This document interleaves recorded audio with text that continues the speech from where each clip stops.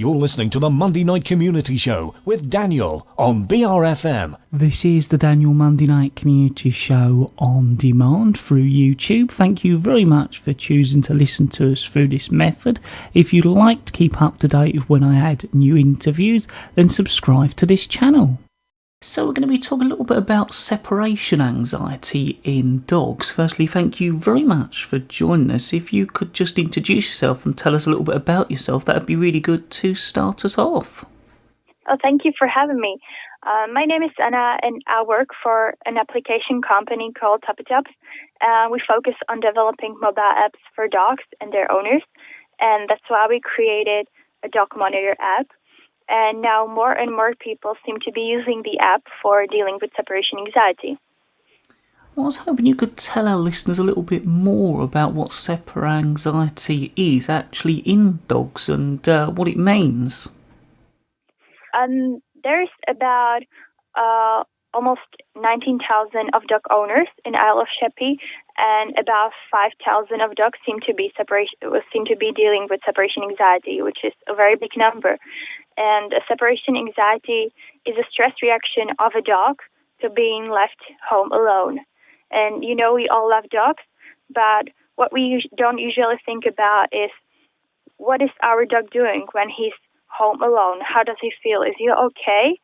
And as these dogs seem to be experiencing a very high level of stress, it's very exhausting and life-threatening for these dogs. It's very dangerous. So it's being left alone is what sort of starts off this issue in dogs? Yeah. So the most common signs of separation anxiety in dogs are destruction of the furniture or belongings of the owner, such as shoes, clothes, bed sheets, and so on. Attempts to escape from the flat when the dog gets hurt really bad because he can cut himself, and so on. They are hiding, barking constantly. And what's really serious is that they usually don't eat and they don't drink the whole day. So it's very, very dangerous for the dog. So it can be considered as a health problem then, really? Yeah, separation anxiety is a very dangerous problem. It's primarily a mental issue, but it has a very bad physical manifestations. As the dog is being left home alone, he panics, he gets extremely stressed and anxious, and under normal circumstances, it's okay. The stress reaction is good. It's essential for the dog to survive, to fight or escape, but as he's at home, he has nowhere to escape and nowhere to go, so the stress doesn't stop, and that's very bad for them. So you can imagine the dog going through this every single day. It's very, very bad.